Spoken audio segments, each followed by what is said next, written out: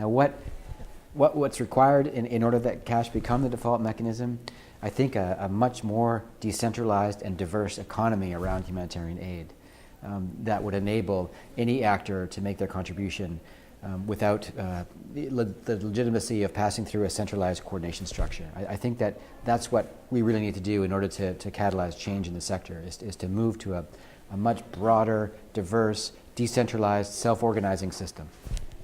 Well, what we need to change would be to be better at our jobs. The humanitarian sector is a professional sector with skilled individuals who should be capable of deciding the best ways to assist people based on their needs and the circumstances.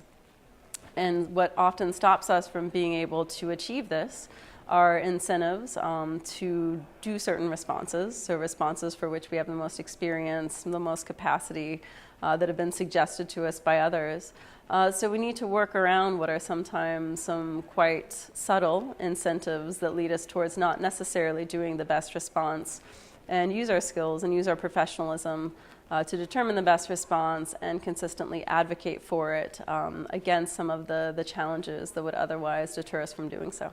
I think a key element is clearly preparedness, especially in countries that are subject to sudden onset emergencies that are vulnerable. So really being clear on the mapping of the capacities in countries, trying to make the link to existing social protection programs if possible, ensuring that there's not too much more hurdles in using this type of response when compared to other transfer modalities, so not too many more requirements and so on, so there should be considered more equally. Cash should not only be the default option, but digital cash should be the preferred option if this is appropriate and if it's feasible.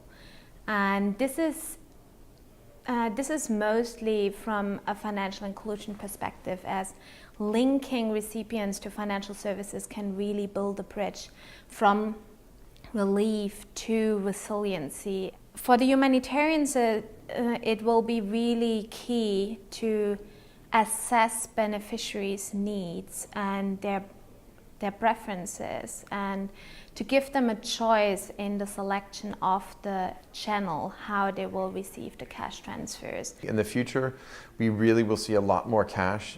It's coming, it's growing, and both technology and the demands being placed on the humanitarian sector at large make this really a foregone conclusion. We can certainly speed up the process by advocating for more positive change, more acceptance, more risk willingness amongst both donors and agencies, and also better risk management procedures.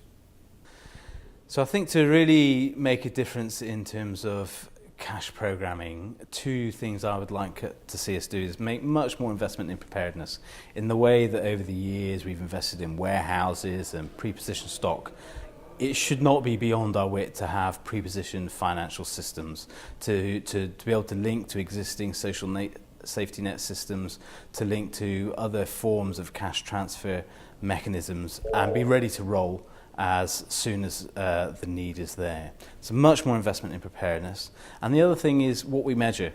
We focus on our delivery, and I think we need to make a much stronger effort to focus on what the aid recipients think of the assistance they've received. And if we much more carefully measured their feedback, then I think that would steer us and inform us much more, and probably take us down a cash route, because that allows them to be in charge of their recovery rather than simply recipients of our assistance.